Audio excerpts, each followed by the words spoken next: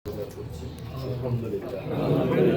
সালাম বিশ্ব মানবতার মহান শিক্ষক বিশ্বনবী জনাব মোহাম্মদ রাসূলুল্লাহ এবং শহীদ ভাইদের আত্মার মাগফিরাত কামনা করছি, যারা যুগে যুগে ইসলামের জন্য, দেশের জন্য জীবন দিয়েছেন। বিশেষ করে আমাদের এই এলাকার শহীদ, আমাদের প্রিয় ভাই শহীদ ফুরকান উদ্দিনকে আজকের এই প্রোগ্রাম থেকে আমরা বিশেষভাবে স্মরণ করছি। এবং শহীদ আহসান হাবিব হাসান, শহীদ খাইরুল ইসলাম, শহীদ মহিউদ্দিন মাসুম এবং শহীদ সাজ্জাদ হোসেন, শহীদ ওয়াসিম আকরামকে আজকের এই প্রোগ্রাম থেকে আমরা স্মরণ করছি।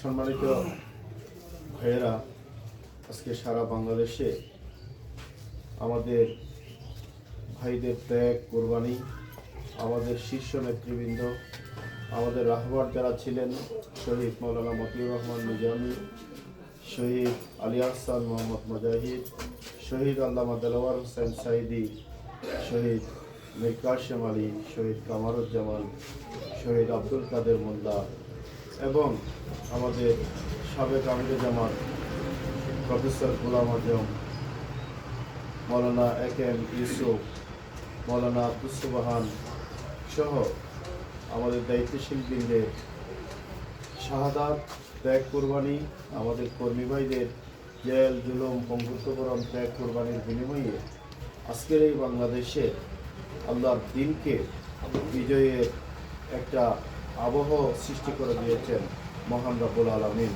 আজকে সারা বাংলাদেশে আমরা এটা দেখতে পাচ্ছি।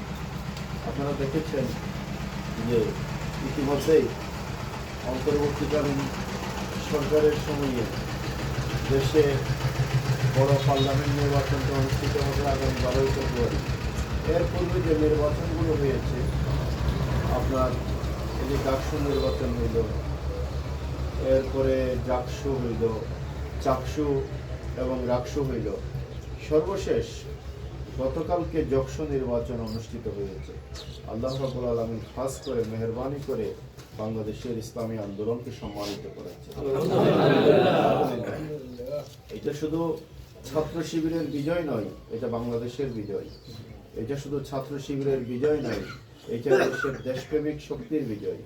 এটা ছাত্র শিবিরের বিজয় নয়, এদেশের তৌহিদি জনতা, ইসলামী আন্দোলনের নেতাকর্মীদের বিজয়, এদেশের মুক্তিকামী মানুষ